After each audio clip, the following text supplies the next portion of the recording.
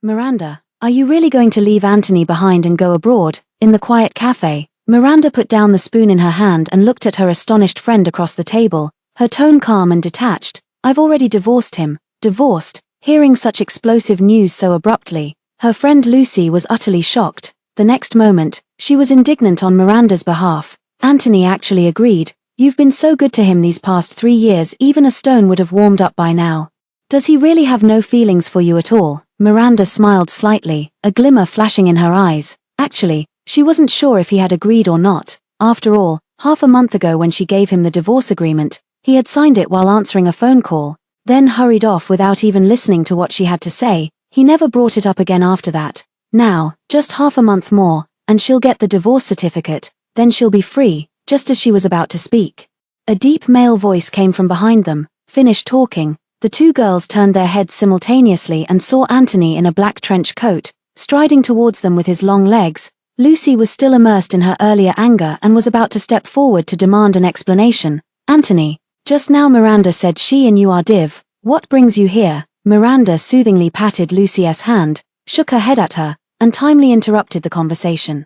It looks like it might rain later, so I came to pick you up on the way. Miranda then smiled, said goodbye to Lucy, got up, took her bag, and left with him. On the way back, the rain pattered softly, but inside the car, it was completely silent, facing the wife he had married by a twist of fate back then. Anthony parted his thin lips slightly, wanting to speak several times, probably to find some topics, but then he remembered he hadn't been home for half a month. After a long silence, he finally spoke, as if remembering something. Miranda, what was that document you asked me to sign half a month ago? It's been so long, and only now you think to ask. True, he's been busy revolving around Martina all this time, so why would he care about such trivial matters? Miranda twitched her lips and was about to speak when Anthony's phone rang again. Anthony, I've had too much to drink, my head hurts so much, can you come pick me up? Hearing the slightly coquettish tone on the other end, Anthony gripped the steering wheel until his slender knuckles turned white, and his expression suddenly darkened. Martina, I've told you many times, I'm already married. There was a moment of silence on the other end before the voice replied, so what if you're married? I was supposed to be the bride at that wedding. This indifferent tone angered Anthony. After 3 years of marriage, Miranda had only ever seen his cool and restrained demeanor. This was the first time she witnessed him losing control. He slammed on the brakes, the tires screeching loudly against the pavement. Did you come or not? The other end of the phone suddenly fell silent. A moment later, the voice on the other end became somewhat choked up. Sorry, I won't bother you again. Soon, the call ended, but Anthony's expression didn't improve. Instead, it grew even darker. His fingers tapped on the steering wheel, and after a long while, he finally gave in completely, typing out a few words as if resigning himself to fate. Send me the address. After seeing the address sent from the other end, he turned his head with a face full of apology. Miranda knew what he was going to say and spoke first. If you have something to do, go ahead, I'll just take a taxi back. Watching her open the car door and put up her umbrella, Anthony ultimately felt a bit guilty and said softly, once I'm done, I'll come back to keep you company. Miranda nodded. She stood in the rain, watching the figure of him driving away swiftly, complex emotions swirling in her eyes. This is the 7th year Anthony she has liked him. She still remembers the scene when she fell in love with him at first sight on the basketball court. He was wearing a basketball jersey, made 10 out of 10 shots, and single-handedly broke through the opposing team's defense, becoming the iconic figure who electrified the entire court. The fangirls beside her were screaming, introducing him to the classmates who had just arrived. Anthony, a prominent figure at a university, comes from the City J. Barron family. Unfortunately, this campus heartthrob only has eyes for his childhood sweetheart Martina, and they've been together for many years. He would spend extravagantly for Martina, booking an entire amusement park to prepare surprises just to celebrate her birthday. He would swallow his pride and beg for reconciliation in front of the entire school, all because someone confessed their feelings to him and Martina threw a tantrum and deliberately blocked him. He would wait in the snow until his hands got frostbitten, even if Martina stood him up just to get a manicure with her roommate, and he still had no complaints. Throughout the 4 years of college, Miranda heard countless romantic anecdotes about Anthony and Martina. She always thought she would be like an NPC in a romance novel, witnessing them eventually end up together. Until 2 years ago, Anthony couldn't wait to marry Martina right after graduation. She attended that century wedding without an invitation, in the name of a classmate. As it turned out, the wedding had already begun. Martina still hadn't shown up. Anthony went crazy, made 99 phone calls, only to receive a message from Martina saying she didn't want to get married so early and had already gone abroad. Anthony's patience finally ran out that day. He no longer indulged her unreasonable behavior and directly picked up the microphone. Today, Anthony, have decided to choose a different bride. Is there any single lady interested? The usually quiet and inconspicuous Miranda felt her heart racing in that moment. She knew too many people liked Anthony, so the instant his words fell, she immediately stood up. That day, she put on the ill-fitting wedding dress and married the man who couldn't even remember her name. For the next 3 years, the couple treated each other with respect and lived peacefully together, until just over a month ago, Martina returned to the country. Miranda looked at Anthony, who was both resisting and unable to help moving closer to her, and knew that her grand dream was over. It was time for her to return the position of Mrs. Baron, to fulfill his devoted heart, and completely free myself. In the pouring rain, Miranda sent a message to Anthony. The document you asked about is in the drawer of your passenger seat. If you want to know what it is, just open it. It wasn't until half an hour later, after she had already arrived home, that Anthony finally replied with a single sentence. No need, if you're asking me to sign it.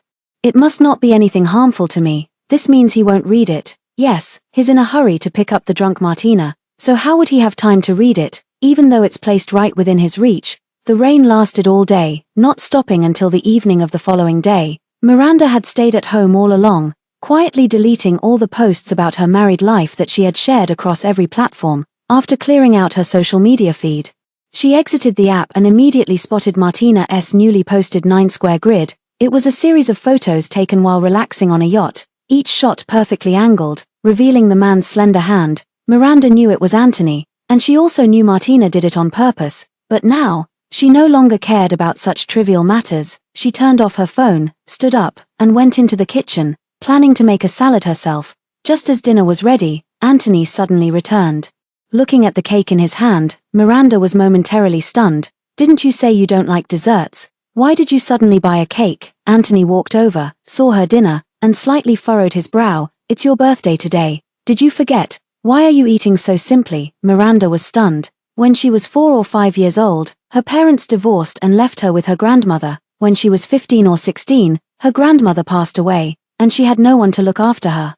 Nor did she celebrate her birthday again. In the 3 years since she married Anthony, he remembered every year. No matter how busy he was, he would always come back to celebrate her birthday with her. When she returned from a long trip, he would worry about her safety and make a special effort to pick her up from the airport. When thunderstorms came, he knew she was afraid and would gently hold her in his arms. Miranda thought that these unintentional attentions and kindnesses counted as liking someone, until the 1-month wedding anniversary. Anthony used company matters as an excuse to cancel the pre-booked candlelit dinner. Feeling lost, she was called by Lucy to deliver a coat to the bar, but unexpectedly ran into Martina. She was completely drunk, clinging to the person who was supposed to be working overtime at the company, refusing to let go. Anthony frowned, angrily pulling her away. Martina, don't you fucking lose it. Let go. What do you take me for? Some kind of toy you can discard and pick up whenever you feel like it? Martina simply wouldn't listen to what he was saying, stubbornly using those same hands he had brushed away to wrap around his waist once more, time and again, never tiring of it. Finally, Anthony compromised and admitted defeat. He stood there motionless, his downcast eyes filled with restrained affection as he looked at her, his tone completely surrendering.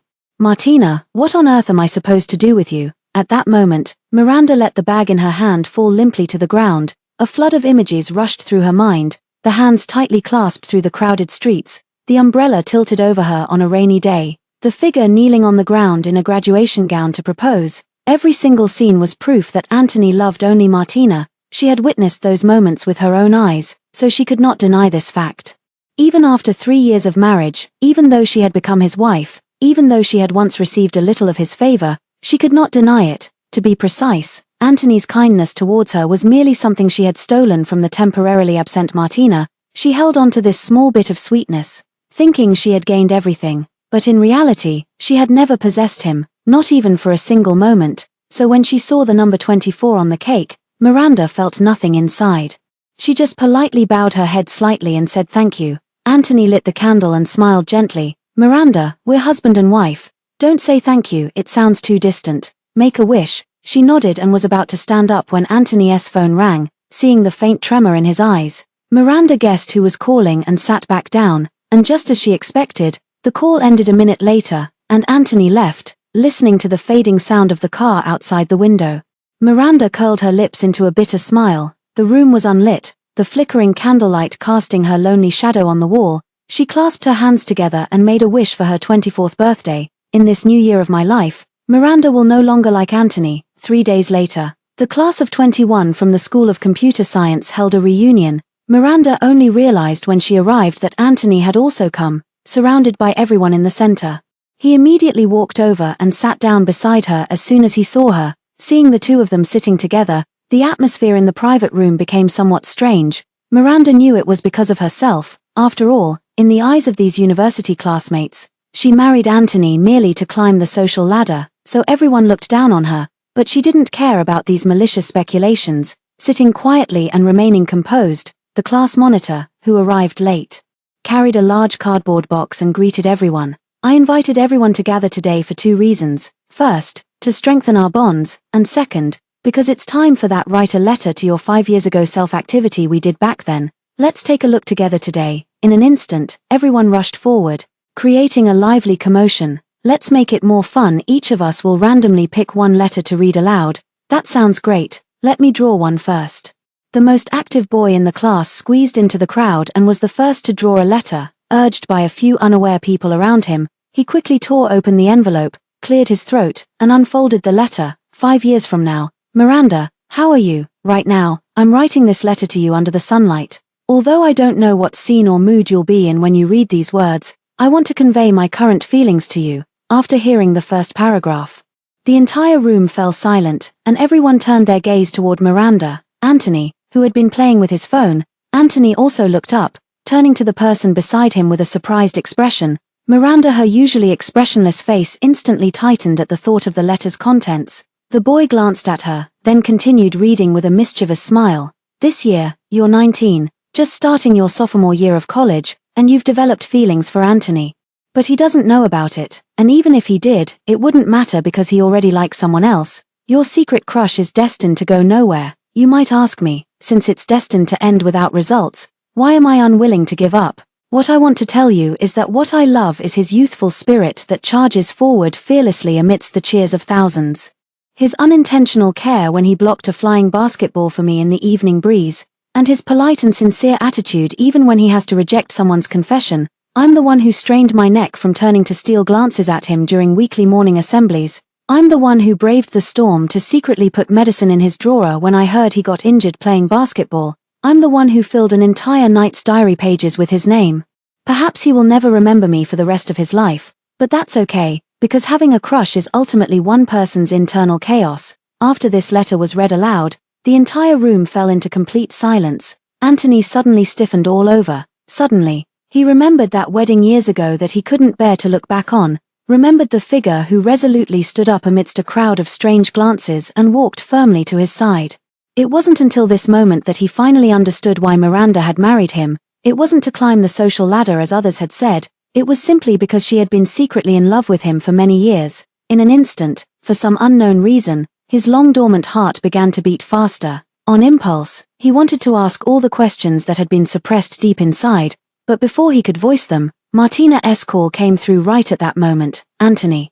I'm blocked by some thugs downstairs at the club. Before she could even finish her sentence, Anthony's expression changed. He suddenly stood up and rushed downstairs, and the moment he saw that group of blonde-haired guys, he threw a punch. Furious, he struck with brutal force, and within a few punches, he had them spitting blood from their mouths. A group of people who followed closely behind quickly shielded Martina behind them. She cried as she recounted how the tattooed thug had groped her hand. Anthony heard this, immediately picked up an iron rod nearby, and smashed it down on the thug's hand. A heart-wrenching scream of extreme agony pierced the sky. Miranda rushed downstairs and was met with this very scene. Staring at that blooded, nearly crippled right hand, she froze in shock. Instinctively, she looked up toward Anthony, only to see him shielding Martina as they walked away. The person who had just acted with ruthless decisiveness now wore a gentle expression, speaking softly to coax and comfort. This was Miranda, a level of care she had never experienced before. She lowered her eyes, concealing the emotions within them, and let out a self-mocking smile. Then she silently turned and went back home alone. It wasn't until the early morning that Anthony returned. Seeing her sitting silently on the sofa, he finally remembered he should offer some explanation. Miranda, today. They were all classmates. About Martina's situation, I couldn't just turn a blind eye. Miranda had no intention of exposing him. She softly hummed an acknowledgement, then took her pajamas and went into the bathroom. Half an hour later, she came out drying her hair, only to see Anthony holding her phone with a slightly strange expression. Miranda, why did you buy a plane ticket? Miranda paused for a moment, then quickly understood and took back her phone. I didn't buy one. It must be a promotional discount ticket message from the airline. Anthony wanted to ask more, but seeing Miranda's unwillingness to elaborate, he suppressed his curiosity. After all, Miranda would never lie to him, right? So he put down his phone, nodded, and went to wash up. Miranda stopped him, then took out the first aid kit from the cabinet. You've got a cut on your back from broken glass. Let me help you with that. Anthony froze for a moment, then obediently sat on the sofa, took off his jacket, and revealed the bloody gash. The injury wasn't serious, but since it was on his back, no one had noticed. Surprisingly, Miranda had actually noticed it. He watched her focused expression as she disinfected with a cotton swab, and it reminded him of that letter. Miranda, about that letter today, just wipe it clean when you take a shower later, or it might get infected. Next time you get into a fight, be more careful and try not to get hurt again. Because there won't be anyone to help you with the medicine. Miranda didn't give him a chance to ask, interrupted in his thoughts. Anthony didn't catch what she said at the end and looked up at the sound of her voice. What did you say? Miranda shook her head, tied the gauze, and turned to enter the bedroom. After she dried her hair, Anthony also finished his shower and came out. He proactively wrapped his arms around her waist, leaned down, and tried to kiss her. She turned her head away, avoiding that somewhat scorching kiss, her tone indifferent. It's my period. I want to rest early. Anthony did not force her further, tucked her in, and turned off the light. The next day was a beautiful day. Miranda was washing up when she heard a commotion coming from downstairs. As soon as she finished getting ready and stepped out, she saw Martina arriving with a group of people. Anthony leaned against the doorway, frowning, his tone reverting to its usual impatience. What are you doing here?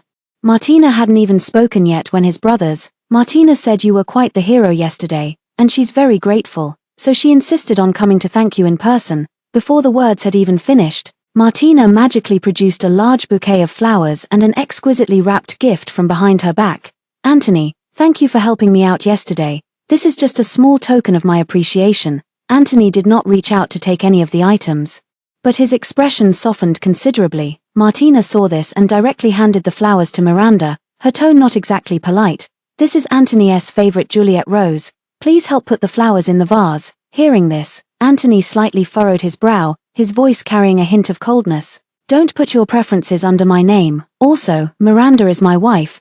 Please don't order her around like a servant. The atmosphere in the room turned cold because of these words. Only Miranda remained unfazed, looking at the delicate rose in her hand. She learned its name for the first time. No wonder he spent a fortune cultivating this variety in the greenhouse. But she said nothing, handing the flower to the nanny beside her and giving a few instructions. Go and bring down those vases from the display cabinet on the second floor. Martina looked at her with a meaningful expression in her eyes. Miranda pretended not to see and took her breakfast to the balcony. Separated by just a window, she could clearly hear the conversation in the living room. Anthony, isn't this the paper crane I folded for fun in middle school? Why did you keep it so well in a crystal box? Do you like it that much? I'll give you another box tomorrow. How come this Barbie doll set is with you? I remember throwing it in the trash. Did you actually pick it back up? Oh, isn't this the maple leaf we picked from Cloud Mountain? You actually made it into a bookmark and kept it all this time. Listening to Martina's excited exclamations as if she had discovered a treasure, Miranda recalled the first time she came to this villa and had asked Anthony about the origins of these things. A small gift from my kindergarten cousin, so I kept it. She had truly believed his explanation back then, to the point that she overlooked the complex emotions in his eyes, those gazes filled with love and hate, reluctance and resentment. Clearly, they are all related to love. After making a fuss all morning, Martina offered to treat. Anthony turned it down with a single sentence. No need, please leave once you've had your fun. Martina acted as if she hadn't heard these words, pulling his hand as she headed toward the door. Several brothers, afraid he might not go, casually grabbed Miranda and went out together. The group drove to the hot spring resort. Miranda rarely socialized with them, so it was difficult for her to blend in at the moment. She didn't want to get involved either. sitting alone in the corner, watching their lively scene of toasting and drinking. Anthony noticed her discomfort and took the initiative to walk over, intending to pour her a glass of juice. Just as she was about to take it, he stood up and walked straight into the crowd.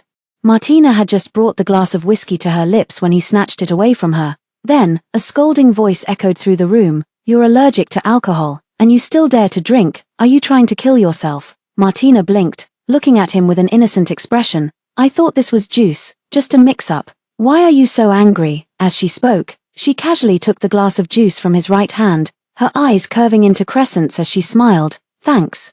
Anthony's hand involuntarily tightened, but in the end, he said nothing, turned back to his original spot, and casually handed over the cup in his hand. Looking at the unsettled person in front of her and the glass of clear yellow liquor, Miranda did not reach out. She picked up her bag and stood, her voice faint. "I don't drink, I'm going to the hot springs first." Anthony only then realized he had handed over the wrong cup. His mind was completely filled with thoughts of Martina. And he had actually given the wine to Miranda, mistaking it for juice. He wanted to explain about what had just happened, but Miranda walked away too quickly. He didn't get a chance to speak. The warm spring water relaxed Miranda's weary nerves. Leaning against the wall, she watched the continuously rising steam and gradually grew drowsy, falling asleep without realizing it. Perhaps having grown accustomed to the noise, she didn't hear the knocking outside. Anthony called her name several times without getting a response, and growing anxious, he pushed the door open and entered directly. Seeing her dazed state, his heart skipped several beats, and he quickly jumped into the hot spring to lift her out. Miranda groggily opened her eyes and instinctively wrapped her arms around his shoulders due to the feeling of weightlessness. Steam filled the air, their skin pressed close, and the atmosphere grew ambiguous in that moment. Anthony couldn't help but lean down. As their breaths mingled, a sudden set of footsteps abruptly intruded. Following closely, Martina entered and froze instantly upon seeing the scene, her smile vanishing. She bit her lip hard, her eyes filled with unconcealed shock and disappointment, then turned and ran away. Clutching her hand, Anthony stood completely frozen in place. His first reaction was to put Miranda down and run after her, leaving only one sentence behind. "She misunderstood." "I need to explain." "Misunderstood. They are legally married, so what is there to explain even if they were seen kissing? It's just that he has been immersed in the past, placing himself in the role of Martina's boyfriend. That's why he instinctively wanted to explain. For love. Someone who was once willingly tamed, how could they easily break this habit? Watching his hurriedly departing figure, Miranda smiled softly, then her eyes reddened. She draped a blanket over herself and opened the window for some fresh air. Just in time to see Martina rushing out, she flung the car door open and was immediately grabbed by the hand by Anthony. The sound of their hurried argument clearly reached Miranda's ears. "Miranda is asleep. I was just afraid she might catch a cold." "Do you have to get so angry?" "Yes, she's your wife. I have no right to be angry. Why don't you go back and keep her company?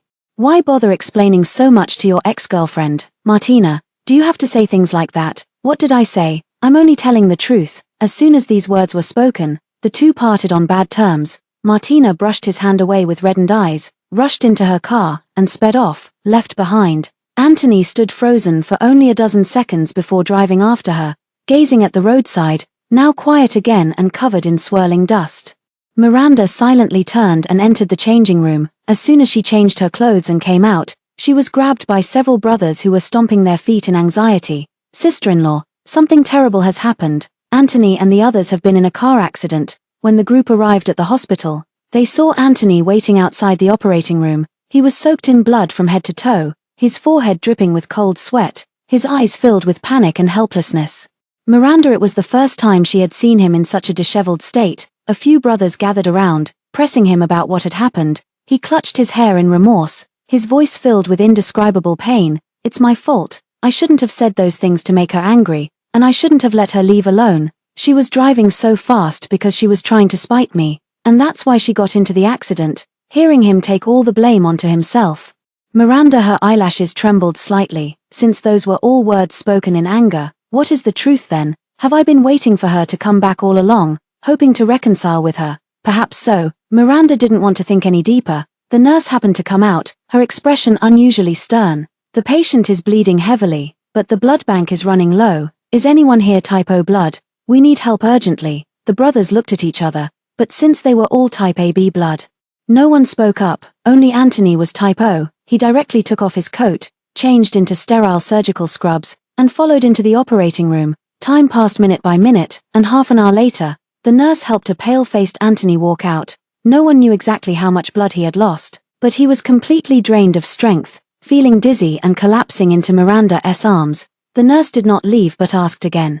The patient's condition is slowly improving, but we still need 400 cubic centimeters of blood. Can you contact any friends with type O blood? During the waiting period, everyone contacted people they knew, but no one with the same blood type was found. Seeing the silent atmosphere, Anthony was burning with anxiety and struggled to stand up. Just 400 cubic centimeters. I'll do it. The nurse, seeing his reckless determination, turned to him with a face full of shock. You've already donated 600 cubic centimeters. Do you still want to continue? His brothers also changed their expressions and stepped forward to comfort him repeatedly. Anthony, stop donating. I'll have my secretary check at the company to see if anyone with the same blood type can come donate out of kindness. Anthony shook his head, his tone full of stubbornness. Martina can't wait that long. As he spoke, he rolled up his sleeve, revealing the bluish needle mark. Seeing him push himself like this, Miranda finally couldn't hold back from speaking up. The doctors are still doing everything they can to save him. We can contact other hospitals to transfer blood. There's no need for you to do this. Anthony paused for a moment, ignored the words, and turned to leave. Seeing his resolute figure disappear into the operating room, everyone fell silent. A few of the brothers let out heavy sighs, their tones filled with frustration and disappointment. Anything related to Martina drives Anthony absolutely crazy.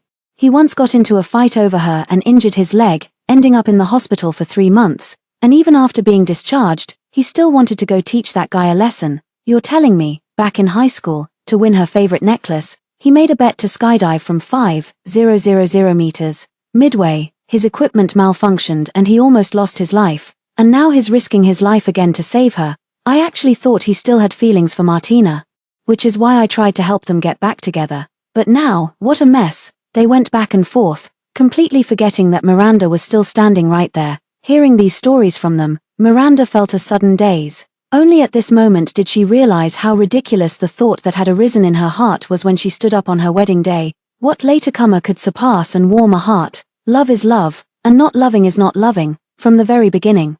She had bet on the wrong thing, so now, facing this complete and utter defeat, she accepted it. It was unclear how much time had passed when the red light in the operating room slowly went out. The doctor pushed 2 people out, and everyone's hearts tightened as they crowded around. The doctor wiped away his sweat, looked at the unconscious Anthony, and sighed silently twice. Are they lovers? Such a devoted guy is really rare to see. Miranda was left alone at the end, gazing at the blinding lights overhead, and let out a silent laugh. It wasn't until noon the next day that Anthony finally woke up, groggy and disoriented. Before his consciousness had fully returned, the first question that escaped his lips was about Martina. Was her surgery successful? How is she doing? Has she woken up? Looking at his anxious expression, Miranda, who had stayed up all night, nodded, her voice hoarse. The doctor said nothing serious happened. Just need a few months of rest to recover. Hearing this, the stone that had been weighing on Anthony's heart finally fell to the ground, but he still couldn't rest assured, so he threw off the covers and got out of bed, saying he had to see with his own eyes. Miranda, no matter how they tried to persuade him, he wouldn't listen. In the end, it was the nurse who happened to come in to administer and 4 who stopped him. Looking at the large bag of medication, a flicker of anxiety flashed in his eyes.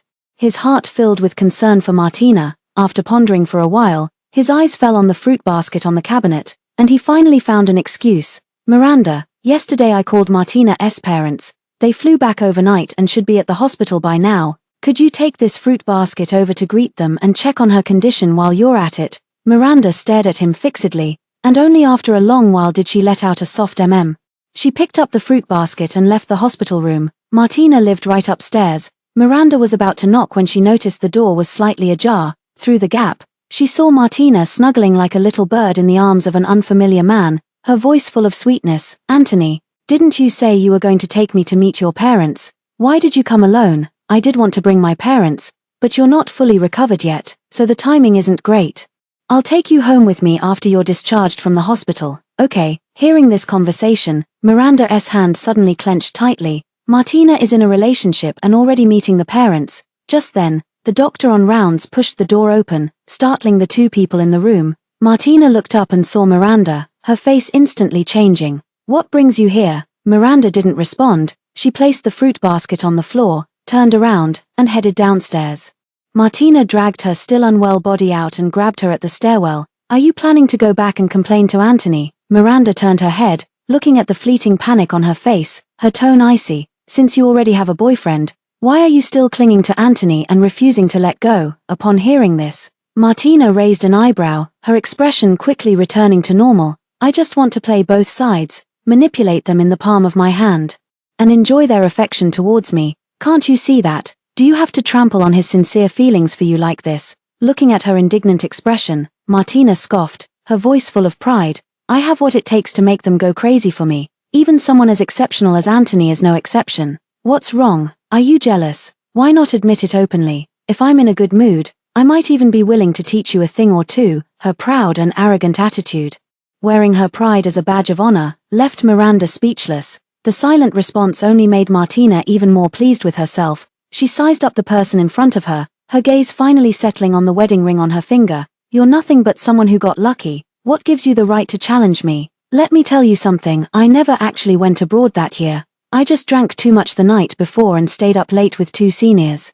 So I couldn't get out of bed the next morning. If it weren't for Anthony throwing a fit and giving me the cold shoulder, you would never have had the chance to become Mrs. Baron in this lifetime." Miranda's long-suppressed anger finally erupted at this moment. She couldn't help but raise her hand and slap Martina across the face. It wasn't a hard slap, but Martina staggered as if struck by a heavy blow.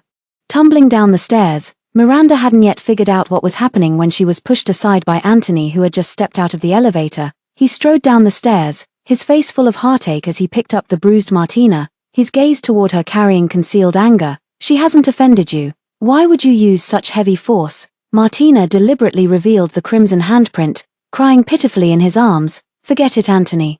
Probably Miranda is upset thinking I'm your ex-girlfriend. I don't blame her. Let's go." These words directly choked back what Miranda wanted to say in her throat. Watching his expression darken gradually, she knew any explanation would be useless now. In Anthony's eyes, this silence was no different from an admission. He looked away in disappointment and left, carrying the person with him. He never looked at her again. After leaving the hospital, Miranda received a call from the staff saying that the visa had been processed. She retrieved all her documents and began packing her luggage. The calendar on the desk lost a page every day, quickly nearing its end. This year was about to come to a close. She, too, was about to leave the city she had lived in for over 20 years. Throughout this week, Anthony had not returned even once. However, Martina would send many provocative messages every day. On the 7th day from the end, she sent a video showing Anthony kneeling on the ground, gently massaging her calf with the utmost tenderness. Miranda watched while throwing away everything she had bought for him over the years into the trash. On the 5th day from the end, she sent several photos of Anthony delivering a box of jewelry and personally placing a ring on her finger. Miranda casually smashed the wedding photo into pieces and threw it into the fire. On the 3rd to last day, there was a recording Anthony murmuring her name in his sleep, his tone sincere and heartfelt. Miranda packed up all the gifts he had given her after their marriage and sent them to a charity. The villa, once regarded by her as a home, gradually became empty, and her few belongings were gradually packed up. The servants at home, seeing this scene of cutting ties and letting go, were somewhat worried and had asked her several times what had happened. She smiled, her tone very light. "Just getting a divorce, that's all, sir." Agreed. Miranda didn't know, but she thought, if Anthony saw that divorce agreement now, he would probably be very happy. After all, his heart and eyes were now completely filled with Martina. On the 2nd to last day, Martina sent another message. This time, the camera wasn't aimed at Anthony, but at his parents. Looking at the photo of the three people smiling and chatting around the hospital bed, Miranda felt completely unmoved. She still didn't reply to the message, but instead opened her contacts and deleted Martina, Anthony, and everyone connected to them. On the day she left, the first snow fell. Miranda brought the diaries she had organized last night and the unsent love letters to the courtyard.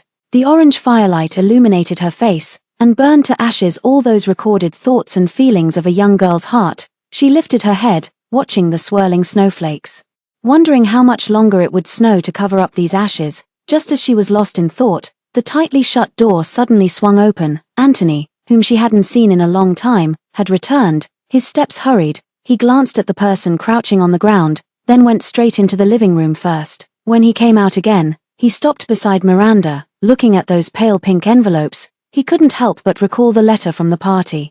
The heart that had been angry for so long finally began to soften. I've been busy lately, let's wait a couple of days until I'm done with my work, then we can have a proper talk. What to talk about? Divorce. Miranda smiled, looked up at him, her voice utterly calm. Let's not talk anymore. The thing you wanted most. I actually gave it to you a month ago. Things. What is it? Anthony was just about to ask when his phone rang a few times. He opened the messages and saw them. The smile touching the corners of his eyes and brows. Watching his expression, Miranda tossed the last few love letters into the fire and stood up. Her flowing skirt blocked the burning flames behind her. Anthony finished replying to the messages just as the love letters finished burning, and he forgot what he had wanted to ask a moment ago. Miranda personally saw him to the door and opened the car door for him. A cold wind blew. Anthony noticed she was lightly dressed and gently urged her to go back inside so she wouldn't catch cold. Miranda insisted on staying at the door to see him off. Through the car window, Anthony saw her raise her hand to wave and softly say something. He didn't catch it clearly, but it was likely just the usual advice like be careful on the road. Over the past 3 years, he had heard it countless times, so he didn't take it to heart. After the vehicle started, it soon disappeared from sight. Miranda stood alone in the snow for a long time before returning to the bedroom to put on her coat, then went downstairs carrying her suitcase. The snow fell heavier and heavier, each flake landing on her head, making her look as if her hair had turned white from a distance. A taxi stopped at the villa's entrance. Before getting in, she turned around for one last look and repeated those barely audible words once more. Farewell, City J. Goodbye forever, Anthony. Anthony drove straight to the hospital. Today was Martina's discharge day. Last night she insisted on wanting to see childhood photos, which was why he had made a special trip back to retrieve them. Carrying the heavy bag, he brushed past a stranger at the elevator entrance. From this person, he caught a faint, familiar scent of perfume. It was Martina's favorite perfume. Had this person just come out of her hospital room? Was he one of her friends? Anthony felt a slight doubt in his heart. But the elevator soon arrived, and without giving it much thought, he pressed the button for the 7th floor. As soon as she saw him, Martina beamed with a radiant smile. The two of them flipped through the photo album while reminiscing about the past. When it comes to childhood memories, Anthony quickly puts everything else out of his mind. By noon, Martina's family came to pick Martina up from the hospital, and as soon as they saw him, they immediately expressed their gratitude. Anthony hastily returned the courtesy, his tone exceedingly humble. Martina's injury is partly my responsibility. Taking care of her is my duty. Upon hearing this, Martina gently patted his hand. I've already said, my injury has nothing to do with you, Anthony. Yesterday I even asked your uncle and aunt to come explain what happened. Please stop taking all the blame on yourself. Okay. Father Sue nodded in agreement upon hearing this. Over these years, your aunt and I have been so busy with work. If it weren't for you taking care of Martina, who knows how wild she would have become. It's us who should be thanking you. Martina walked over to Anthony and was about to act coquettishly when Martina's mom pulled her back. Now that you're older and have started your own family, Martina still doesn't understand boundaries and keeps clinging to you. Please don't mind her. We'll properly educate her so she won't bother you in the future. The atmosphere in the hospital room instantly froze. Anthony understood the underlying message. His breathing faltered for a moment, then quickly returned to normal. The smile that had been hanging at the corner of his lips vanished, leaving only restraint and politeness. Martina's expression changed as well, but she pretended not to understand what her mother was saying and turned to Anthony with a cheerful laugh, trying to change the subject. All right, I grew up with Anthony, so there's no need to talk about trouble. He even promised to take me home, right? Anthony looked up to answer, but when he met the meaningful gazes of the two elders, the words on the tip of his tongue changed their meaning. I did promise, but my secretary just informed me that there's something urgent at the company. Since you're here now, uncle and aunt, I won't disturb you any further. After saying this, he didn't linger any longer and turned to leave the hospital room. After walking only a few steps, Martina's mom called out to him and handed over that photo album. Anthony, in the past, it was Martina who wronged you, but she was young back then and didn't yet understand how precious sincerity is. Please don't hold it against her. Seeing the apologetic expression on the face of this elder who had watched him grow up, Anthony gently shook his head. Auntie, I've already let go of those past matters. I won't hold any grudge against Martina. So please don't worry. Martina's mom sighed and looked at him with regret in her eyes. It was Martina who was unfortunate, and it was also fate that you two were not meant to be husband and wife. I heard from your mother that the girl you married is very filial and sensible, and you have a good relationship with her. You should cherish her well. She is the one worth your heartfelt devotion, the one who will grow old with you. Anthony knew that Martina's mom meant well. He also understood that his story with Martina had ended long ago, at that wedding, when he stubbornly decided to marry someone else. Over the past 3 years, he had tried to forget the past and live a good life with Miranda, but after all, she was someone he had loved for 18 years. How could he just let go so easily? So when Martina returned to the country and repeatedly pestered him, he ultimately softened. Even if they couldn't be lovers, the bond of friendship still remained. With this thought in mind, he indulged himself, going to her side again and again. To be honest, Martina's tearful declarations of still loving him did touch his heart each time, but those moments, like ripples stirred by the wind on a lake, soon vanished without a trace. He would always, at the brink of falling, remember that Miranda was his wife. Time and again, he felt as if he were lost in a fog, unable to find a way out. Upon hearing these words, it was as if he had been enlightened. And he slowly began to regain his clarity, recalling the sight of him disappearing into the heavy snow that morning. Anthony felt a surge of warmth in his heart. He bowed deeply to Martina's mom with utmost sincerity in his voice. "Thank you for taking the trouble to tell me this. I understand." After leaving the hospital, Anthony went back to the old house. Anthony's mom called him into the study, her tone unusually serious. "When you first got married, I did feel that Miranda's family background wasn't a good match for you, so I had some reservations about her. But over these past 3 years, seeing how much she cares for you, keeps the household in perfect order, and takes such good care of us too, I've gradually let go of those grudges. You're not young anymore, and there are some things I don't want to repeat. Let bygones be bygones, and don't dwell on the past anymore. You have good taste, you've chosen a wonderful wife. It's time to settle down and live your life well. Marriage isn't like dating, it's a bowl of porridge that simmers slowly, requiring patience and steady effort.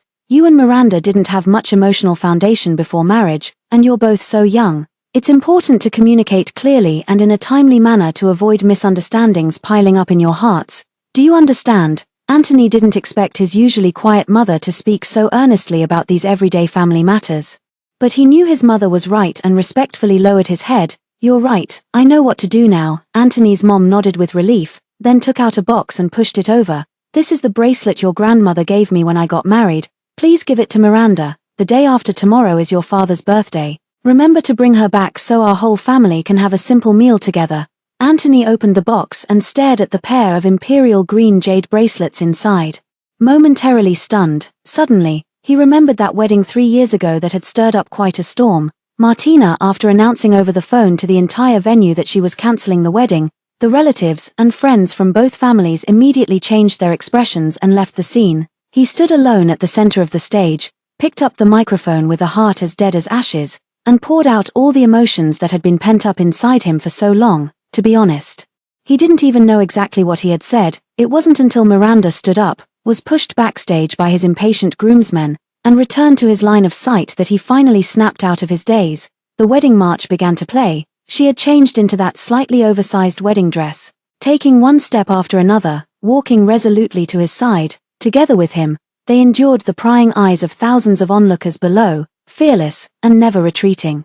Perhaps infected by her unwavering determination, Anthony felt a surge of desperate courage rekindling in his once lifeless heart. Although he still didn't know his bride's name, he had already resolved to treat the woman who wore his ring with kindness for the rest of his life. "I will never let down the hand she extended to him during the darkest moment of his life." Anthony placed the box containing the bracelet into the drawer of the passenger seat. Before closing the drawer, he noticed the document inside and paused to think about when it had been placed there, but after racking his brain, he still couldn't recall. He was just about to take it out and have a look when he received a call from Martina. "Anthony, my parents have left. My friend heard I was discharged and wants to celebrate for me. Are you done with your work? Do you want to come over and hang out together?" This time, Anthony didn't hesitate and directly refused.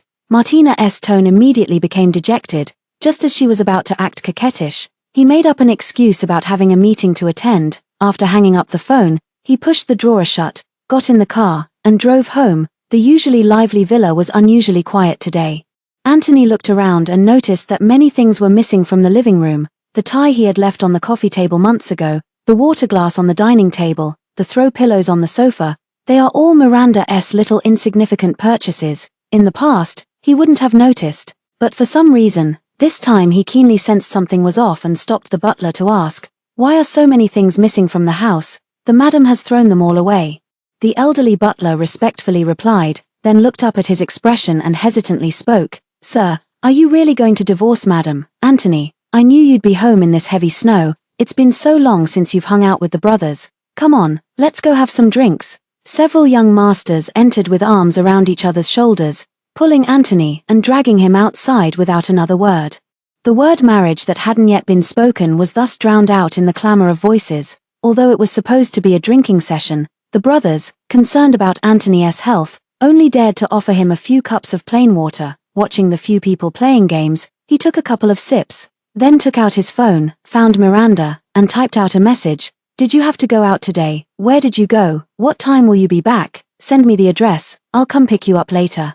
The roads are slippery with snow, be careful walking and don't fall." Before the send button could be pressed, the brother who had just finished his phone call beside him suddenly changed his expression. He grabbed Anthony and called out to the others at the table, his tone urgent and rushed. Let's go, change of plans. There's something new and exciting to see." Everyone was left confused by his abrupt and disjointed words. Hearing that there was something exciting going on, everyone got excited and squeezed into the car together. Along the way, everyone kept asking where they were going, but he didn't say a word, only occasionally glancing at Anthony. Their destination was a bar they had never been to before. Just before getting off the car, this buddy pushed Anthony to the front and said some strange things. "Anthony, there were some things I'd heard rumors about long ago, but I only decided to tell you when it was absolutely confirmed. If you see something later, don't blame me, brother. I'm really doing this for your own good." They were all close brothers who grew up together, so when they heard him speak in such a serious tone, Anthony slowly wiped the smile off his face.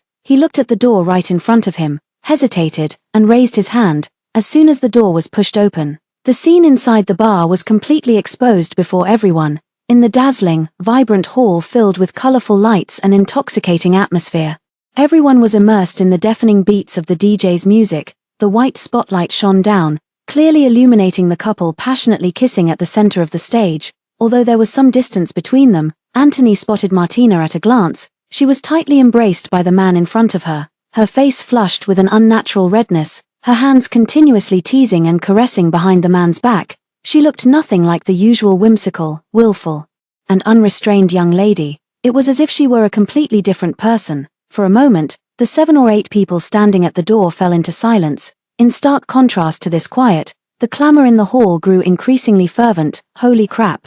Going this hard right after being discharged from the hospital. They've been kissing for half an hour already. Won't they run out of breath? What's wrong with a couple kissing when they're feeling the chemistry? Are you jealous? Don't even mention it. Martina has been with this boyfriend for half a year now, and she's not tired of him yet. How long do you think this one will last? Will it surpass Anthony? Don't even try to figure out Martina's thoughts. She's just playing around. Look at Anthony. She dumped him 3 years ago. But when she's in the mood, doesn't she still toy with him like playing with a dog?" Hearing Martina's friend speak so bluntly, the brothers' tempers flared up instantly. They couldn't swallow this insult and pushed through the crowd to charge inside. One went to turn off the music, another to switch on the lights, while the rest jumped onto the stage and surrounded the two who were locked in an inseparable kiss. This sudden turn of events shattered the lively atmosphere of the scene. Snapping back to reality, Martina looked at the few people who had barged in at some point, her expression turning extremely unpleasant. After glancing around the room and not seeing Anthony, she breathed a slight sigh of relief, then turned a cold face towards these ill-intentioned people. "How did you know about this place? I didn't invite you. What are you doing here?" The group was already furious, and upon hearing this, they immediately started arguing with her. "It's just a bar. You can come, but we can't. Do we need your invitation? What, are you on your honeymoon here with your new boyfriend? Afraid we'll see and snitch on you." Martina didn't want to lose face in front of her friends and boyfriend, so in a moment of heated impulse, she snapped back. "Afraid? What am I afraid of? I'm just dating someone. Am I supposed to be afraid Anthony would find out? He's a married man. Does he think he can still control his ex-girlfriend's freedom to date?" As soon as these words were spoken, the brothers all started clapping and whistling, seeing them laugh instead of getting angry. Martina felt her heart sink. She sensed that something was wrong and was about to ask for an explanation, but the brothers spoke up first. "After pretending for so long to be the lovesick woman who can't let go, you've finally shown your true colors and stopped acting. Martina, you've been dating another man for half a year. Why are you still eyeing the pot while eating from the bowl and trying to mess with Anthony?" Hearing this, Martina's boyfriend also realized something was wrong. His face darkening. Martina hadn't expected such a thing to happen today. She knew things were about to blow up, and with a surge of determination, she started speaking without thinking. Wasn't he the one desperately begging to get back together? I'm sick to death of him. Why would I ever provoke him? He's been clinging to me like a sticky leech. Impossible to shake off. I was already tired of him 3 years ago. That's why I deliberately stood him up at the altar. It had nothing to do with going abroad. The only one I like now is Anthony. These are all your true feelings, right? Faced with the stern questioning from several people, Martina didn't want to show any weakness either. She lifted her chin high, like a proud peacock. Of course, even if Anthony himself were here, I'd tell the exact same truth without changing a single word. With that assurance, no one else spoke. The brothers tacitly took a few steps back, clearing a path. Watching their synchronized movements, Martina's right eyelid suddenly began to twitch. She tilted her head and looked at the familiar figure standing at the door, her previously restless heart instantly turning cold. The crowd that had been watching the excitement below the stage also turned their heads along with her. 3 years later, Anthony once again became the center of everyone's attention. But surprisingly, there was no expression on his face, none of the emotions others might have imagined. Anger, disappointment, pain, or embarrassment were revealed in the slightest. Yes, it's just the relief after countless trials and the calm after the curtain falls. Across the vast sea of people, he watched the person on stage whose face had turned deathly pale, the woman he had loved for many years, yet could never obtain, the bride who had left him alone at the wedding venue. At this moment, it suddenly became utterly unfamiliar. It was as if he was meeting her for the first time, yet he had clearly known her for 18 years. I listened to every word. Thank you for not continuing to lie to me, and finally telling me the truth, Martina. Amidst countless whispers, Anthony's voice was calm and indifferent. It didn't sound like a confrontation, but more like chatting about today's weather. The few brothers on the stage, seeing him like this, suddenly remembered the scene 3 years ago when Miranda first appeared before them. The exact same expression, the exact same tone, the exact same number of words. I am currently single, and if you have no objections, I can become your bride, Anthony. After calmly announcing this to the entire room, Anthony lowered his eyes, a faint smile curling at the corners of his mouth. He also remembered Miranda.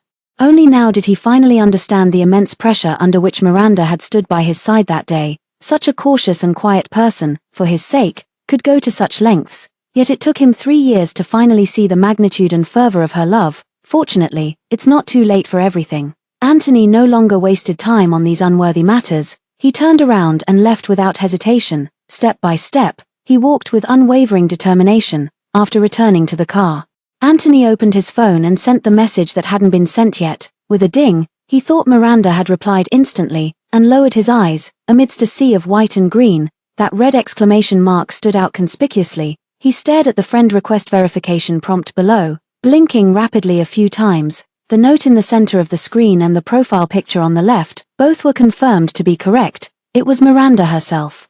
But why would she block and delete me for no reason? Anthony couldn't figure it out. He sent a few more messages, but he was still blocked. His heart, which had been as still as stagnant water, began to ripple with countless waves. Reason told him that something must have happened, yet emotion was desperately suppressing reason, trying to calm him down with other explanations. This morning, she had seen him off just like before. Her expression seemed perfectly normal, and she even waved goodbye to him. Maybe she was just running late. Anthony desperately tried to psyche himself up, but the speed at which he raced away, flooring the accelerator, betrayed his panicked heart. He ran through 10 red lights in a row before finally making it home before dark. The house was just as he had left it, still cold and empty. Desolate, it didn't feel like the home it once was. Seeing the kitchen light on, he thought Miranda was inside brewing hangover soup and rushed straight in. There was indeed soup simmering on the stove, but it was the nanny watching over it. Upon seeing him, she quickly bowed in greeting, then flusteredly poured a bowl of soup and handed it to him. Anthony didn't drink, or perhaps just took a slight sip. The hot soup entered his mouth, but it wasn't the taste he was accustomed to. Anthony frowned. Isn't this hangover soup prepared by my wife? The little nanny's clear eyes suddenly widened to their fullest, and she flusteredly began to apologize. Yes. Sorry sir, the madam taught me how to make the soup before she moved out, but I didn't remember it. Please wait a moment, I'll make a new batch for you right away. In this sentence, Anthony only heard 4 words. Before she moved out, his pounding heart plummeted straight down into the boundless dark depths of the lake. When did they move out? This morning, after you left. Living room, bedroom, study, bathroom. Anthony searched every corner of the house. Anthony but found no trace of Miranda. The old butler, who had come at the sound, finally managed to voice the question that had been weighing on his mind as he watched Anthony's frantic and disoriented state. "Sir, why did you agree to divorce, madam?" Divorced. Upon hearing those words, Anthony felt as if the world was spinning around him. He had never heard Miranda mention this matter, so why was everyone convinced he wanted a divorce? He desperately racked his brain, trying to recall the events of this period in search of some clues. The strange behavior of Lucy in the cafe, the plane ticket he didn't have time to examine carefully, and those ambiguous words she said this morning. What he wanted had already been given to him long ago. Thinking of this question that he never got to clarify, Anthony grew increasingly anxious. While instructing his secretary to track down Miranda's whereabouts, he drove off to search for her himself. He first went to the old house she lived in before marriage, only to find the doors and windows sealed shut. The neighbors told him that Miranda had returned yesterday, discarded many belongings, and seemed to be preparing for a long journey. The next second, the secretary's message came through. "Mr. Anthony, I found out that Mrs. bought a ticket to San Francisco half a month ago. She departed this morning and should have arrived by now. So Miranda wasn't moving out, but had decided to go abroad instead." Realizing this, Anthony felt a chill run through his heart. He couldn't understand Miranda, why she suddenly wanted a divorce and left without any warning. Wasn't becoming his wife and standing by his side something she had always wanted? After having his secretary book a flight to the United States, Anthony returned to his car. He didn't start the car, but leaned back in the seat, staring blankly at the blocked chat interface. The phone, which hadn't been charged all day, issued a low battery warning. He opened the drawer to take out the charging cable. His gaze swept past that document folder. This time, he finally opened the document that had been stored away for a full month. At the first glance of the words divorce agreement, Anthony's hand trembled slightly, uncontrollably, but he remained calm, turning the pages one by one.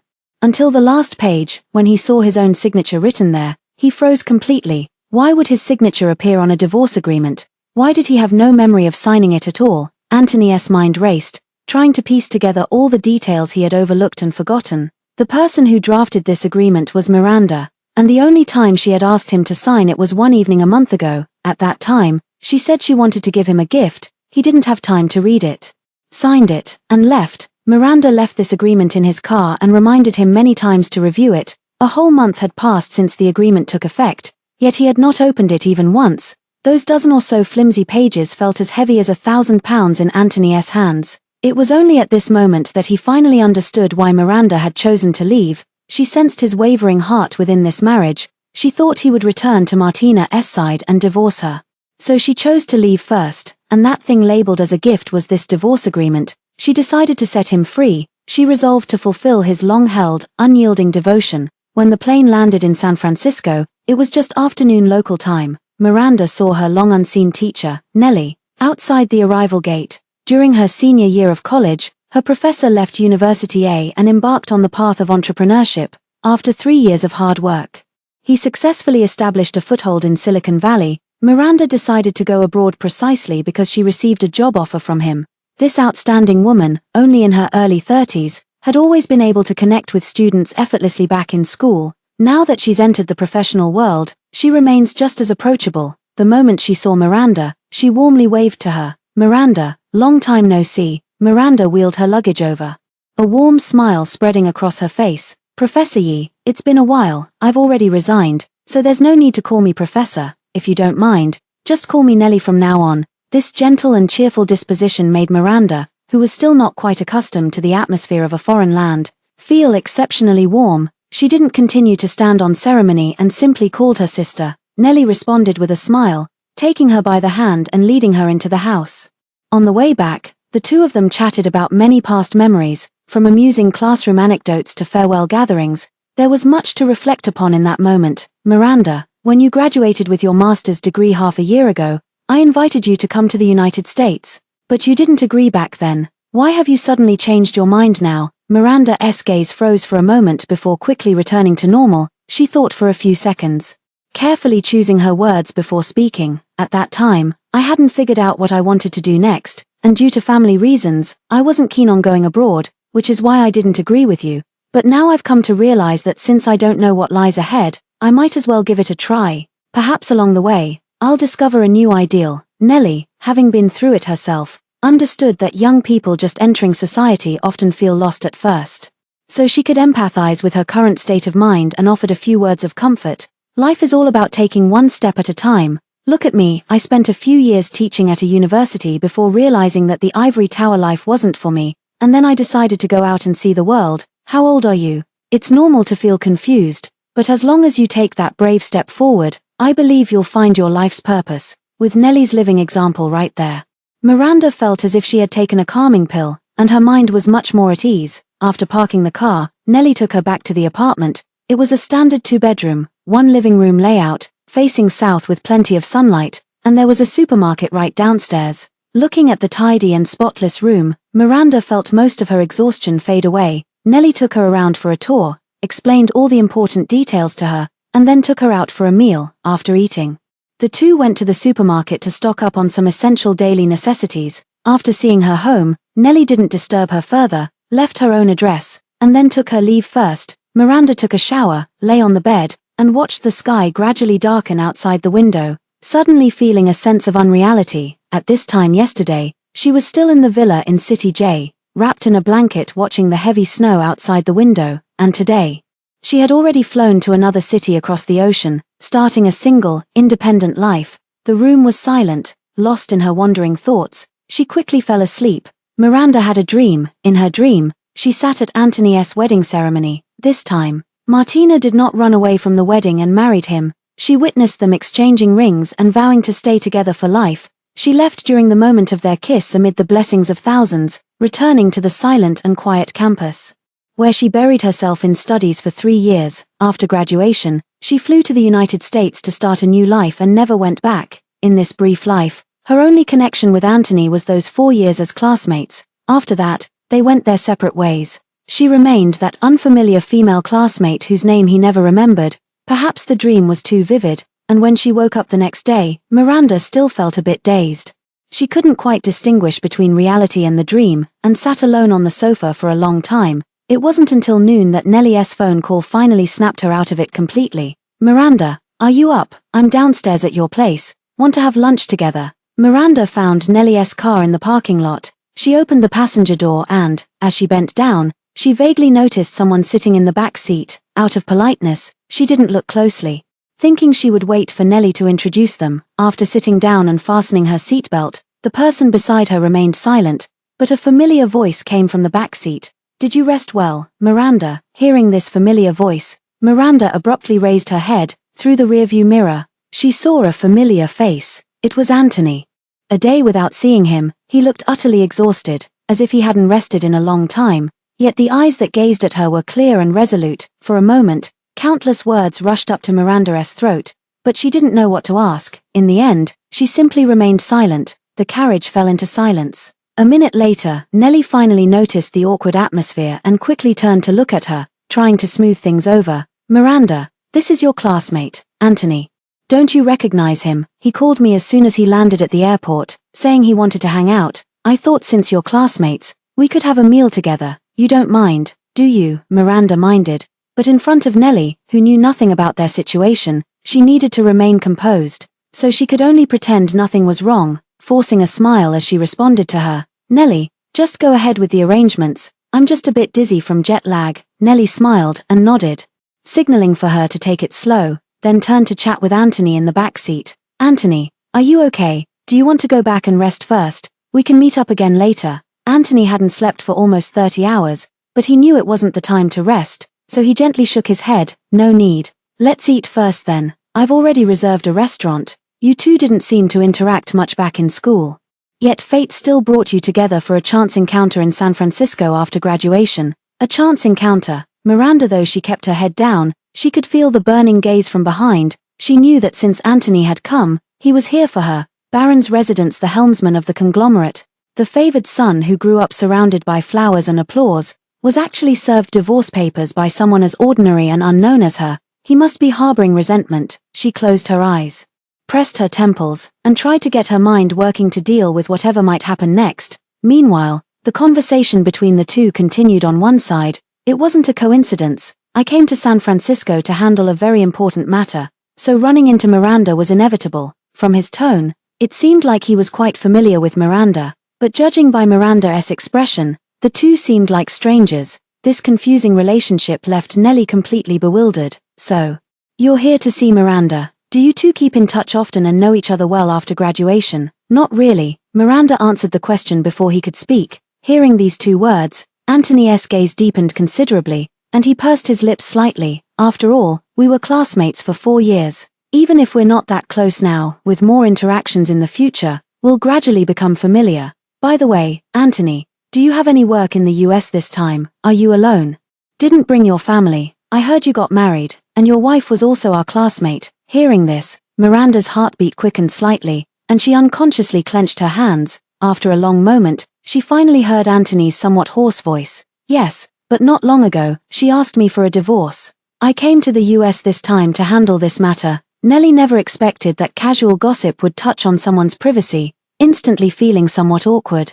Miranda not wanting to continue this topic, she directly changed the subject. Nellie, are we going to a Western restaurant or a Chinese restaurant today? How much longer? I didn't eat anything after getting up today. I'm a bit hungry. Nellie gave her a grateful look and quickly picked up the conversation. The Western restaurant is just a few hundred meters away. Almost there. The meal lasted for an hour. Throughout the meal, Nellie acted as the intermediary, facilitating communication between both sides. Watching Miranda buried in her food, Anthony could only swallow down the questions that had been building up for so long. Halfway through the meal, something suddenly came up at the company. Nellie hurried off to deal with it and left first. The teacher-student dinner turned into a confrontation between a divorced couple. The atmosphere instantly froze. Miranda, after finishing the last piece of steak, Anthony timely handed her a napkin. She didn't take it, but instead stood up and pulled out a new one, her tone light yet straightforward. Let's get everything clear now. Anthony paused, his outstretched hand, meeting her gaze.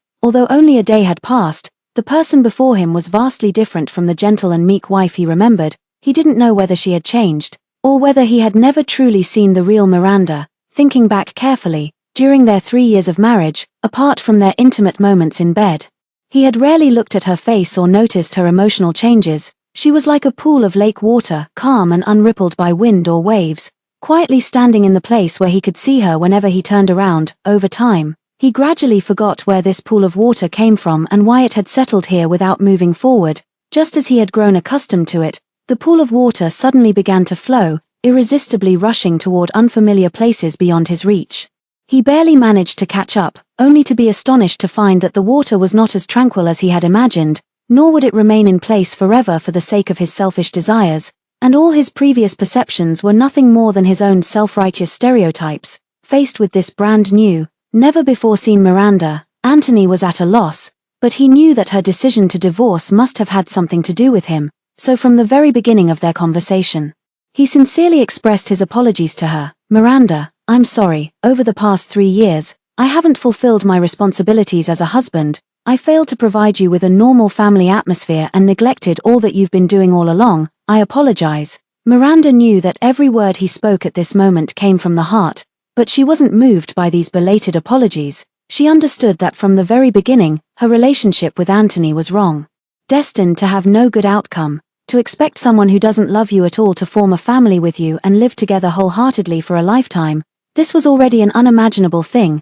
not to mention that this person never let go of someone else from start to finish. Miranda filed for divorce simply because she realized how naive and ridiculous her thoughts were 3 years ago, and she wanted to correct the path she had taken wrong. It had nothing to do with responsibility, atmosphere, or even effort, so she only replied with one sentence to him: I don't need your apology. Just submit that divorce agreement, then mail the divorce certificate to me. Cash on delivery will do. Anthony froze in place. On the flight over, he thought there was still a chance, staying up all night thinking about how to apologize and win her back. But only at this moment did he realize how resolute her determination was. Looking at her calm face, a flicker of panic flashed in his eyes, and his tone became much more urgent. Do we really have to get a divorce? Why? Miranda stared at him intently, her words clear and resolute, spoken one by one. I married you because I liked you. I want a divorce because I no longer like you. That's all there is to it. After leaving the restaurant, Miranda didn't go home. Instead, she went to find Nellie. Seeing her come alone, Nellie showed a hint of surprise on her face. Where's Anthony? After you left, he also went off to attend to some matters. I thought since I'll be starting work in a couple of days, I should come take a look around first. Nellie didn't think much of it, and since she had just finished her work at hand, She enthusiastically gave her a full tour of the company. After work, the two of them had dinner together, Miranda before she returned to her apartment. She opened her phone and saw a verification message sent by Anthony. Suddenly, Miranda recalled the words he had said before they parted. "Since you've made up your mind to get a divorce, I will respect your wishes. I don't deserve your affection and I'm sorry for letting you down, but after all, we've been husband and wife for 3 years, even though we're separating. Can we still be friends? Friends? What necessity is there for her and Anthony to continue being friends?" Miranda couldn't figure it out. In her mind, they should part on good terms and then never have anything to do with each other again. So she did not immediately agree to this request. It wasn't until 10 o'clock, when she was about to rest, that she noticed Anthony had sent another verification message. This time, with a note attached, "There are some terms in the divorce agreement that I'd like to discuss with you." When it came to the divorce matter, Miranda instantly approved it. Anthony didn't waste any words either. Directly marking the items that needed modification in red and sending them over, Miranda looked closely and realized he had changed the originally agreed property division to an equal split. In other words, after she received the divorce certificate, she would take away Anthony half of his assets. A sudden windfall came, but Miranda felt somewhat uneasy, so she simply sent a voice message. "Regarding the division of property, just follow the original contract. You don't need to allocate so much property to me according to the marriage law, otherwise I'd feel guilty accepting it." Anthony seemed to have anticipated she would say this, and quickly replied with a message, "I know you didn't agree to marry me for the money. The reason I revised the contract isn't to compensate you either, it's simply what the law stipulates. These are all things you rightfully deserve, so don't overthink it." Miranda explained a few more things. But Anthony kept responding with the same reasoning. She was tired and didn't feel like persuading him anymore, so she let him have his way. As the days passed, Miranda officially started her job and gradually adapted to the workplace life. A month later, she received her divorce certificate, along with countless properties, shares, and other assets. Looking at the endless zeros in her bank account, Miranda didn't know how to handle it. So she put it away as if nothing had happened and continued living her life. The harsh winter passed, and spring arrived. Miranda went to work as usual, and as soon as she arrived at the company, she was called into the office by Nellie for a meeting. The content of this meeting revolved around project collaborations with several domestic IT companies. During the meeting, an assistant needed to be selected to accompany Nellie back to the home country to discuss the collaboration.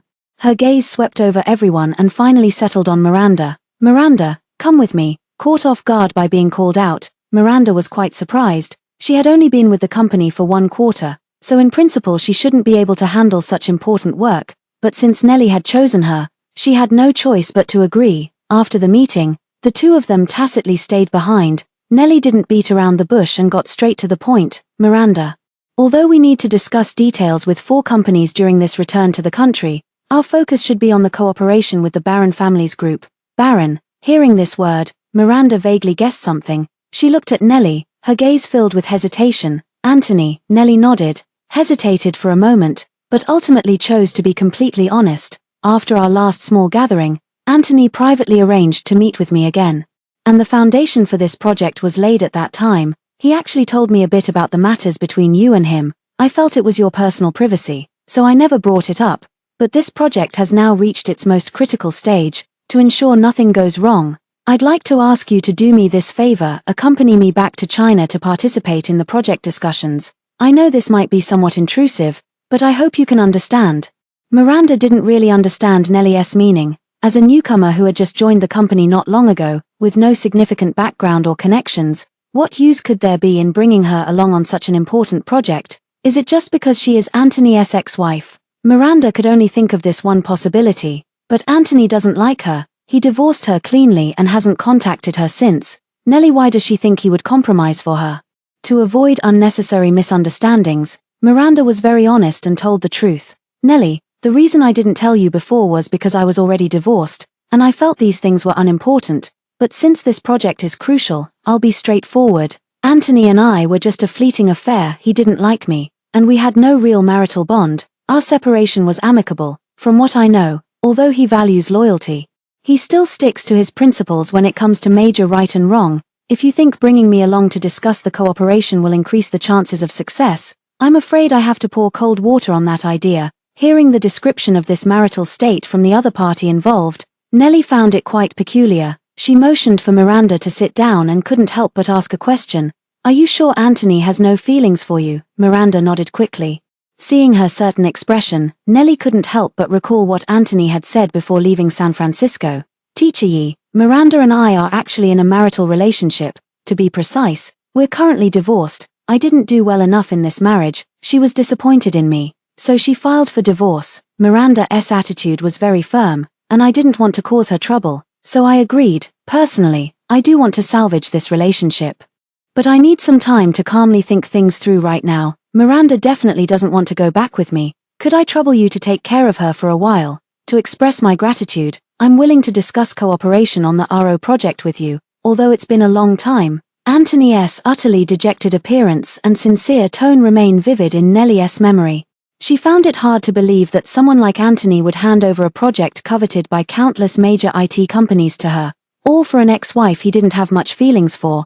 But since Anthony mentioned there were issues between him and Miranda, she didn't want to speculate too much, only making a final inquiry about Miranda's opinion. Don't worry too much about the project. I'm here. The reason I want to take you along is partly for personal reasons, and partly to give you some experience. Just treat it as a regular business trip and handle everything according to the standard procedures. Alright, after spending so much time together, Miranda knew that Nellie was straightforward and wouldn't play tricks behind her back. Besides, this business trip was indeed a rare opportunity, and she didn't want to miss it for nothing. So after thinking it over for a while, she finally agreed. The return date was set for 1 week later. Miranda was busy with work while packing her luggage. As the day of return drew closer, her mood grew calmer instead. Looking back on the past now, it all felt like nothing more than a dream. Now that the dream has ended, she has completely woken up and will no longer cling to the past. As for Anthony, he has simply returned to the starting point, becoming just another old classmate and friend. She has already figured out how to interact with him when they meet again. Returning to this familiar city once more, Miranda's mindset has undergone a dramatic transformation. She pushed her luggage and walked out of the airport, chatting and laughing with Nellie. As they chatted, Nellie spotted her parents in the distance and waved at them. She introduced Miranda to her parents, and the elderly couple eagerly invited her to come home with them. Miranda knew that the family of three would have endless topics to catch up on and didn't want to intrude on their reunion. So she politely declined. After parting ways temporarily, she pushed her luggage out of the airport alone, only to find that it was raining heavily outside. There were no cars on the road. Just as she opened a ride-hailing app to call for one, a black car suddenly stopped in front of her. She instinctively looked up and saw Anthony walking over with an umbrella. It had been months since they last met, and he had lost a lot of weight, dressed in a dark green trench coat. He looked as slender and elegant as a bamboo stalk. Miranda didn't expect him to appear and was momentarily stunned. He walked straight up to her, his eyes holding a complex emotion she couldn't decipher, and spoke in a low voice. Long time no see. Miranda, how have you been lately? Miranda instinctively took a few steps back, creating distance between them, her tone indifferent. Not bad. This cold attitude made Anthony feel somewhat disappointed. But he understood that all of this was reasonable. After all, they were just a divorced couple. So he quickly adjusted his mindset and looked at the suitcase in her hand. The rain is too heavy. Let me take you back to the hotel. Looking at the ride confirmation on the screen, Miranda shook her head and declined his offer. No need, I've already booked a ride. Then take this umbrella, otherwise your luggage will get soaked. Miranda didn't know why he was suddenly so attentive, and a strange feeling welled up in her heart. I don't need your help, nor do I think there's any need for us to remain in contact. Mr. Anthony, don't you agree? This sentence pierced straight into Anthony's heart like a needle. His hand, hidden in his sleeve, trembled slightly as he forced a smile. Just because we're divorced, we can't even be friends anymore. Miranda put her phone back in her pocket, took an umbrella from her bag, and watched the approaching car. Before the divorce, we were just ordinary classmates. After the divorce, let's go back to that time. You and I were never from the same world to begin with, so there's no need to be friends. Every word was spoken without a trace of emotion. This time, it was Anthony's turn to be stunned. He watched as the driver helped load her luggage into the trunk, saw her open the car door, and watched her close her umbrella. Feeling as though something was gradually slipping away from him, he couldn't help but step forward. Grabbing the car door just as it was about to close, amid the rapid patter of raindrops, his voice rang out with unusual clarity and strength. I don't believe we're from different worlds, Miranda. Perhaps you've heard countless people gossiping about your background, discussing your choice to marry me, but I want to tell you, I've never looked down on you. nor have I ever thought for a moment that you don't deserve to stand by my side. You've simply accepted what you have with grace and pursued what you love with courage. There's no need for you to belittle yourself, having lived alone for almost 10 years. Miranda, this was the first time she had heard someone say that. She tilted her head to look at him, a slight curve forming at the corner of her lips, and for once, she spoke to him with a smile. Thank you. After settling her luggage at the hotel, the rain had stopped. Miranda hurried to the restaurant with her bag and met up with Lucy. The two sisters embraced each other tightly and huddled together to chat about their recent lives. When Lucy heard that she had taken half of Anthony's fortune, her mouth dropped open wide enough to swallow a plate. She suddenly threw herself into Miranda's arms, ignoring the strange looks from everyone around, and screamed uncontrollably, "Ah! My bestie is rich now. Oh my God, if I cling to your leg now. Does that mean I won't have to worry for the rest of my life?" Miranda quickly covered her mouth, apologized to the disturbed customers around them, and immediately took her to a private room. Only when they were alone, Lucy rolled her eyes and spoke in a low voice. "Has the money arrived?" "It did, but I don't dare spend it. It feels like unexpected wealth will always be taken back." Lucy couldn't bear to hear such words. Taking her hand, she began earnestly comforting her with well-meaning advice. "What sudden windfall? This is your legitimate income. Since Anthony is being so generous, you should just accept and use it. Why feel embarrassed? It's not like you held a knife to his throat forcing him to marry you. That makes a lot of sense." Lucy, seeing her slowly let go of her worries, she cheerfully picked up the menu and, without even looking at it, slapped it right into the waiter's hand. "Give me one of each of your most expensive dishes, like Australian lobsters." After showing off her wealth, she felt satisfied and proudly began to boast. "How was my acting just now? Did I nail the vibe?" Miranda gave her 2 thumbs up, deliberately trying to tease her. "Pretty cool, but I wonder if our President Lin will still have the confidence when the bill comes." "Ah, Miranda, aren't you treating me? How about going Dutch?" After a satisfying meal, Lucy was content. Miranda looked at her satisfied expression and rang for the waiter. Just as she was about to pay the bill, a sarcastic voice suddenly came from behind. Well, if it isn't Miranda. The two sisters looked up at the sound and saw a group of people coming down from upstairs. Most of them were classmates from a university, crowding around Martina as they walked over toward them. Upon seeing them, Lucy leaned close to Miranda's ear and began gossiping in a low voice. "Miranda, the day after you went abroad, the news about Martina dating multiple people at once blew up. It got so heated because so many people were involved, it even made it to the trending searches. I heard it was spread by Anthony's friends. Ever since then, her reputation has been completely ruined. When she realized she couldn't cover it up anymore, she went back to Anthony to beg for a second chance, but he totally ignored her. You should have seen her face, pale and green by turns, when he rejected her right in front of everyone. It was absolutely hilarious. Just as she reached the table, Martina faintly overheard them discussing her, and her face immediately darkened. She glared fiercely at Miranda, her tone filled with anger. "Miranda, didn't you go abroad? What are you doing back here? None of your business. What are you so proud of? Don't think that just because you're back, you'll have a chance to return to Anthony's side. He never cared about you before, and he certainly won't now." Miranda didn't understand why she held such hostility towards her, especially since she had already divorced Anthony, but she didn't want to argue with the group either. After paying the bill, she took Lucy's hand and prepared to leave. Her dismissive attitude only made Martina even more furious, and she directly blocked the exit. "You managed to take half of Anthony's fortune by stealing my wedding, but you're just a calculating gold digger. Why put on an act in front of me? What good is that money to you anyway? Look at you, you can't even hide your tacky, low-class vibe. Don't let it stink up the place around me." A few lackeys laughed along when they heard this. An enraged Lucy stepped forward to argue with them, but Miranda quickly pulled her back. She looked calmly at Martina, her tone indifferent. "That money was given to me by Anthony of his own accord, just like those widely circulated rumors about you, legitimate and well-deserved." After saying this, she didn't care what expression Martina was making, and dragged Lucy away immediately. Stung to the quick, Martina flew into a rage out of humiliation and pushed a passing waiter forward. As the oil-based soup was knocked over and about to splash onto Miranda and Lucy, Anthony appeared. He immediately shielded the two girls behind him, and the sizzling soup drenched his entire left hand. The exposed skin was instantly scalded, causing countless blisters to rise, and his face paled noticeably. Martina hadn't expected him to appear here at all and was momentarily flustered. Quickly stepping forward to check his injuries, Anthony forced himself to suppress the burning pain, gritting his teeth as he looked at her, his gaze colder than ice. For the sake of your uncle and aunt, I've let slide all the things you've done, but if you keep refusing to change your ways, I won't mind teaching you a lesson," Martina tried to explain further, but Anthony didn't give her the chance. He left immediately, taking the two frightened individuals with him.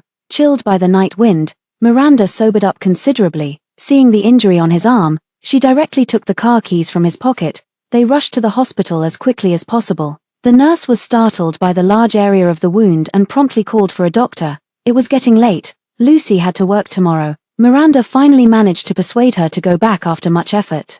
Only 4 people remained in the emergency room. Miranda turned and looked at Anthony, who was trying hard to endure the pain, then took 2 tissues and wiped away the sweat about to drip from his forehead. He looked up, saw the guilt welling up in her eyes, and comforted her in a trembling voice. "I got hurt. And it has nothing to do with you. It's because of me that she holds a grudge against you. I should be the one apologizing to you." Miranda knew that in this situation, arguing over who was right or wrong was actually meaningless, so she said nothing and went to get the medicine according to the doctor's prescription. By the time she returned, the wound had already been treated. The doctor gave them many more instructions before finally letting them leave. Miranda drove Anthony back home, returning to this villa once again and seeing the living room layout almost unchanged from before. A flicker of daze passed through her eyes. The old butler, overjoyed to see her return, immediately came forward to greet her, chattering incessantly. "Madam, you've finally returned. The master has been waiting for you the entire time you were away." Halfway through his sentence, the butler spotted the injured Anthony and froze on the spot. "Sir, how did you get injured?" Miranda pretended not to hear the butler's words, handed over the medicine she was carrying, reiterated the doctor's instructions, and turned to leave immediately. Watching her retreating figure fade into the distance, Anthony felt a sudden emptiness in his heart. He desperately wanted to ask her to stay, but the words caught in his throat, and he held back. Anthony's hesitant, dejected expression did not escape the butler's notice, who grew increasingly anxious on his behalf. Without a second thought, he hurried after her, called out to Miranda, and poured out all the words he hadn't managed to say earlier. "Madam, since you're back, why not stay? Over the past 3 months, aside from work, the master has spent all his time in the room staring blankly at the flowers you planted before. Even in his dreams at night, he murmurs about wanting you to come back. Every week he flies to the United States just to see you, but he never dares to contact you for fear of disturbing you." The butler mentioned all these things, Miranda, but she knew nothing about any of them. She thought he had completely let go and had started a new life. Hearing these words, her first reaction was that it was absurd. "Anthony, didn't you only like Martina? How could he do so many inexplicable things for his ex-wife?" So Miranda didn't take these words to heart and very seriously told the butler, Anthony and I are already divorced, and I've let go of the past. The Barron family's affairs have nothing to do with me anymore.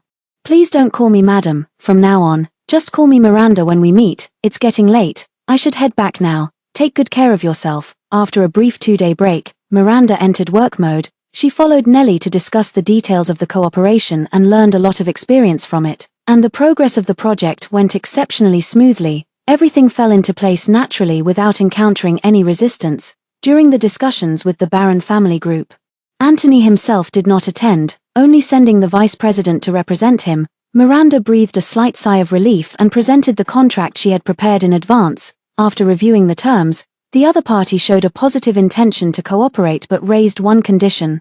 During the contract period, the coordinator responsible for communication between Party A and Party B Barron families group specifically requested Miranda. Nellie immediately guessed that this must be Anthony's idea. He wanted to use this collaboration to keep Miranda here. After thinking it over, Nellie still decided to ask for her opinion. So after leaving the Barron families group, the two found a cafe to chat. "Miranda, though it might be a bit forward, if it's convenient, could you tell me about the beginning and end of your marriage with Anthony?" Miranda remained silent for a moment, then finally recounted the entire story from beginning to end. 4 years as classmates, 3 years of marriage, combined. It amounted to nearly 1/3 of her life, yet when she spoke of it to others, it felt weightless, leaving no trace, as if she were telling someone else's story. The immense love that had once supported Miranda through countless dark nights had ultimately been worn away by time. Nellie remained deeply absorbed in the story long after hearing it. She didn't know what to say. Any words would have felt utterly inadequate at that moment. Only silence lingered, echoing through the private room. Looking at her expression full of heartache and regret, Miranda gave a light laugh, her tone carrying the relief of one who has weathered countless storms. "Nellie, I know you have concerns in your heart, you want to secure this project, but you don't want me to get hurt. The reason I'm telling you these old stories that should have been sealed away is to let you know that I've truly let go of it all, no matter why they made this request, in my eyes. I'll only treat it as a job to be done seriously, although I don't have much experience. As long as you need me, as long as the team needs me, I'll do my best to complete it and live up to everyone's expectations. Hearing her solemn promise, Nellie's eyes welled up with tears. For her, this project was the decisive move that would determine success or failure, so she spared no effort in trying to facilitate this collaboration, and the most crucial part of it all is Miranda. Although it doesn't sound pleasant to take advantage of this, her only option now is to use Antony's feelings for Miranda to achieve her goal. Fortunately, Miranda understands her difficulties and is willing to help her with this favor. 1,000 words couldn't express her gratitude, all of which finally turned into the sound of clinking glasses. At the end of April, Nellie carried 4 signed contracts and prepared to fly back to San Francisco. Miranda went to the airport to see her off, and the two hugged for a long time. Looking at the figure appearing not far away, Nellie couldn't help but ask a question. Miranda, after all, it's someone you've liked for 7 years. Now that he's finally clear about his own feelings, are you really not going to give him another chance? Miranda knew that Nellie meant well and hoped she could find happiness, but only she herself could understand how excruciating those 7 years had been before she completely moved on. If it were merely a matter of unattainable desires, it wouldn't be so painful, just a bit of regret. But when she grasped the unreachable moon, believing she had caught the light, only to find it was an illusion of fishing the moon out of water, she no longer yearned for the sky. Some things are only meant to be admired from afar, so she only replied with one sentence. Nellie, life cannot be repeated, we must all look forward. For work convenience, Miranda rented a penthouse apartment. The next day, a new neighbor moved in across from her. It was Anthony. During this month in City J, Miranda often encountered him in various places, by supermarket shelves, at hot pot restaurant entrances, in some corner of the park. Given his status, it wasn't appropriate for him to appear in these places. Miranda knew he had been following her. Occasionally, when they ran into each other, they would exchange a few words like ordinary friends. At other times, he would quietly follow behind. Like a shadow. Gradually, Miranda, immersed in her own little world, grew accustomed to it, thinking of it as having a free security guard without spending a dime. After becoming neighbors, the opportunities to meet gradually increased, and the smile on Anthony's face grew brighter and brighter. He would often take the initiative to invite her, asking if she wanted to go for a walk together, have dinner together, or go on an outing together. Miranda would always find an excuse to decline. Every time he heard the word sorry, his eyes would dim considerably. She had thought countless times that after this polite refusal, there wouldn't be a next time. But when they met again the next day, he had recovered, greeting her with great enthusiasm, watching him act so attentively, for no reason. Miranda recalled the days when he was with Martina during university. Back then, he was also like this, fearing the other person's anger and rejection, going to great lengths to please. Even to the point of losing himself. However, she wasn't Martina, who could comfortably enjoy these kindnesses without a second thought, nor did she have the strange habit of deliberately teasing him to highlight her own charm. She simply wanted to live each day well and enjoy life. Nothing more. Time passed day by day, moving from spring to summer, and then to late autumn and early winter. This nearly year-long project was also reaching its final stages.